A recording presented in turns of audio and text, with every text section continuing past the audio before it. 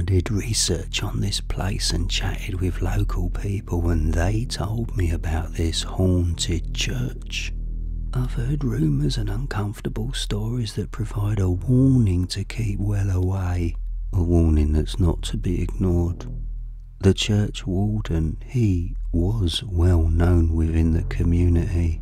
What's disturbing is that he enjoyed doing strange things with toy dolls.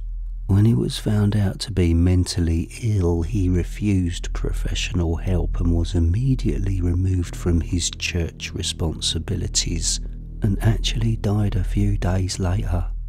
Many terrible events happened inside this church, so much so that it had to be shut down. Its final recent horrific episode involved the much-loved gentle priest, Father Richard Stanley. Father Stanley preached God's love and kindness to all. He was a mentor and fundraiser to his community's vulnerable. He was a good man, and only noticed the positives in anyone who entered his church. He gave so much hope to his congregation. During 9 months, the respected Father Stanley slaughtered 17 people inside this church. All adults were killed with several hammer blows to the back of their heads. Most people that knew the Father could not accept that he would intentionally harm another person.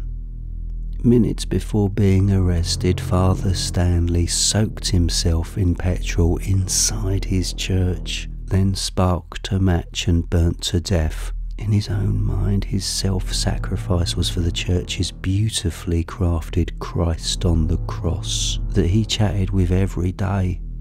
Religion and evil joined together.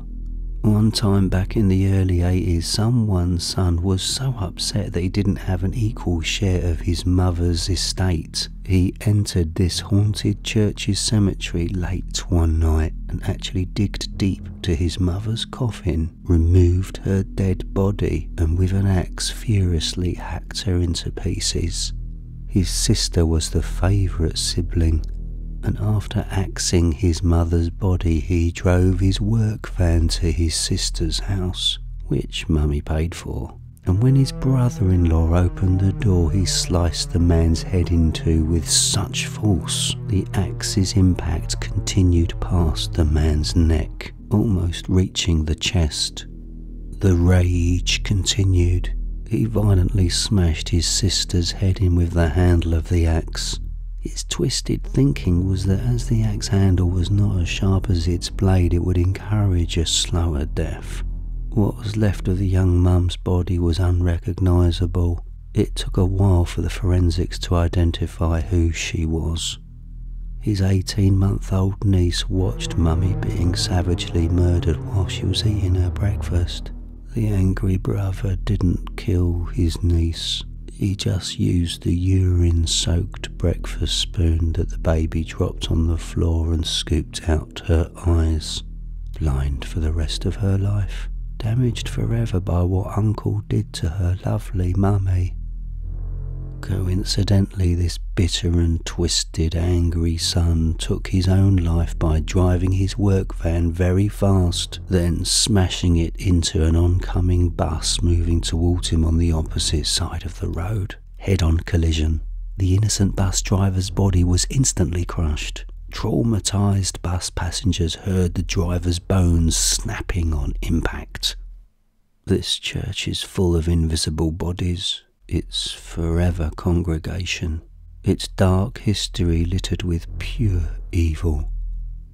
Nowadays the neglected church is boarded up and remains empty, but I've recently discovered a link to a horrific event close by which definitely indicates there's something negative, evil and very brutal waiting in this church. I imagine the evil hiding inside operates like a trapdoor spider. I know you're already intrigued and disturbed by what I've told you already. However, you must keep away from this place. Don't even research about it. There's an aggressive energy nesting there that feeds on anyone, not only the vulnerable. The following incident actually happened within a mile just over 6 months ago. Right next to where the empty church is in the UK, there's a large freeway that loops around London called the M25. It's known for its horrific accidents and for being an overcrowded, dangerous road. A young couple were driving to a party and they noticed a car upside down in a green grass field next to this road. The accident must have just happened because no ambulance or police had arrived on the scene. The couple immediately stopped safely to help the people in the crashed car. A woman in her 40s was found covered in blood, crying and disorientated. The young couple weren't sure whether it was her blood or the passenger's blood. Understandably shocked and confused, she was sitting down near the freeway sobbing. The kind couple comforted her. One of them noticed a man in the passenger side, presumably dead. They checked and he certainly was. The woman's survivor was grateful for their help. She explained to the rescuing couple what happened.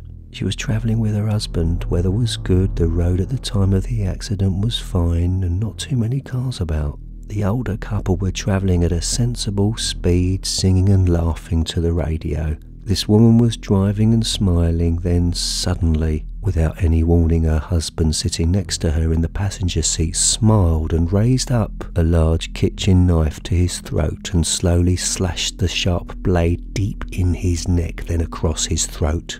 His sudden horrific act caused his wife to move the steering wheel so quick the car flipped over twice.